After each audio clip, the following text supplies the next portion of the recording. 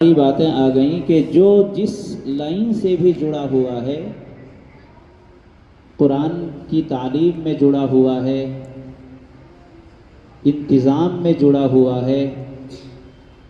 پڑھنے پڑھانے میں جڑا ہوا ہے، وہ احسان نہ جتلائے کہ میں مسجد کا ذمہ دار ہوں، میں مدرسے کا ذمہ دار ہوں، میں استاذ ہوں، بلکہ آپ یہ احسان مند ہو جائیں اور احسان شناس ہو جائیں اور احسان مان لیں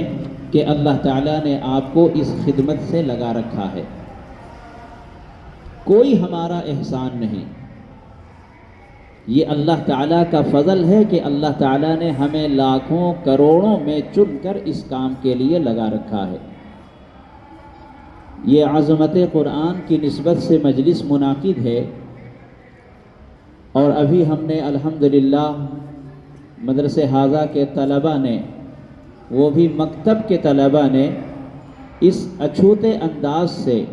قرآن کریم کی تلاوت کی ہے اور اپنا آخری سبق سنایا ہے کہ طبیعت چاہتی تھی کہ اور سنتے رہیں، اور ہم سب کے مہمان اور ہم سب کے انتہائی ہر دل عزیز قاری حضرت قاری محمد سالم صاحب رشادی دامت برکاتہم نے جس لب و لہجے سے قرآن کریم کی تلاوت فرمائی، ہم نے وہ بھی سماعت کیا۔ اللہ تعالیٰ قاری صاحب کی آواز میں، لب و لہجے میں اور بھی جلا عطا فرمائے، برکت عطا فرمائے۔ یقیناً قرآن کریم جس سادگی کے ساتھ پڑھا جائے گا، لطف آئے گا،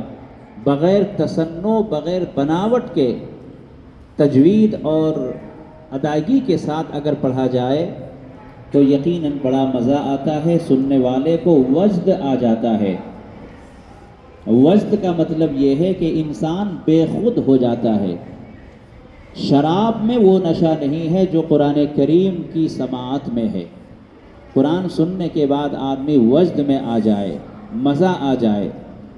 وہ حلاوت دل میں پیدا ہو کہ اللہ کا کلام سننے کے بعد ساری چیزوں سے ہماری توجہ ہٹ جائے۔ عزیزان طلبہ، الحمدللہ آپ حضرات نے بڑے اچھے مدرسے کا انتخاب کیا ہے، اور اگر ان طلبہ کے والدین یہاں موجود ہیں تو میں آپ کو بھی مبارکباد پیش کرتا ہوں کہ آپ نے بڑے اچھے مدرسے کا انتخاب کیا ہے۔ یہ وہ مدرسہ ہے جن کے بانیان کے دلوں میں وہ خلوص تھا کہ اسی خلوص کے نتیجے میں الحمدللہ یہاں سے ہیرے اور جواہرات پیدا ہو رہے ہیں۔ ہزاروں میں، لاکھوں میں وہ ممتاز ہیں، اگر انہیں تلاش کیا جائے تو دور سے پہچان لیا جائے کہ یہ کسی عظیم مدرسے کے فارغ ہیں اور کسی عظیم مدرسے کے تعلیم یافتہ ہیں، فیض یافتہ ہیں۔ حضرت قاری ممتاز احمد صاحب سراجی دامت برکاتہم نے جس تعارف سے ہم سب کو آگاہ فرمایا ہے، مدرسے کی خصوصیات سے ہمیں آگاہ فرمایا ہے، یقیناً وہ خوبیاں ایسی ہیں کہ وہ خوبیاں ہر مدرسے میں ہونی چاہیے۔ ایسی خوبی جس خوبی کے بغیر مدرسے کا تصور ہی نہیں ہے۔ جس مدرسے میں تعلیم ہوتی ہو اور تجوید کے ساتھ قرآن کی تعلیم نہ ہو، وہ مدرسہ کیا ہے؟ حضرت تھانوی رحمۃ اللہ علیہ فرمایا کرتے تھے، آپ کے مکتوبات میں ملتا ہے کہ جس مدرسے میں مالی مشکلات کا سامنا ہوگا، مالی پریشانی ہوگی، تو آپ اس مدرسے کی تعلیم پر دھیان دیں۔ اگر مدرسے میں تجوید کے ساتھ تعلیم ہوگی تو انشاءاللہ وہاں مالی مشکلات کا سامنا کرنا نہ پڑے گا۔ دیکھیے مالی مشکلات اور تعلیم کے ساتھ کتنا گہرا ربط ہے۔ اگر تعلیم تجوید کے ساتھ ہوگی، قرآن کریم کی تعلیم اگر تجوید کی رعایت کے ساتھ ہوگی تو اللہ تعالیٰ اس مدرسے کو کبھی مالی بحران نہیں ہونے دے گا۔ تو الحمدللہ ہم نے اور آپ نے سنا، بچوں نے جو تعلیم حاصل کی ہے، اور ابھی یہ ناظرہ خواں ہیں ابھی یہ حفظ نہیں کر رہے ہیں، ناظرہ انہوں نے قرآن کریم پڑھا ہے اور ماشاءاللہ اتنا شاندار ان طلباء نے ہمیں سنایا۔ اور میں یہاں ذمہ داران سے بھی کہوں گا، ذمہ داران حضرات سے کہوں گا کہ اللہ تعالیٰ آپ حضرات کو جزائے خیر دے کہ آپ اپنے وقت کو اس مدرسے میں لگا رہے ہیں۔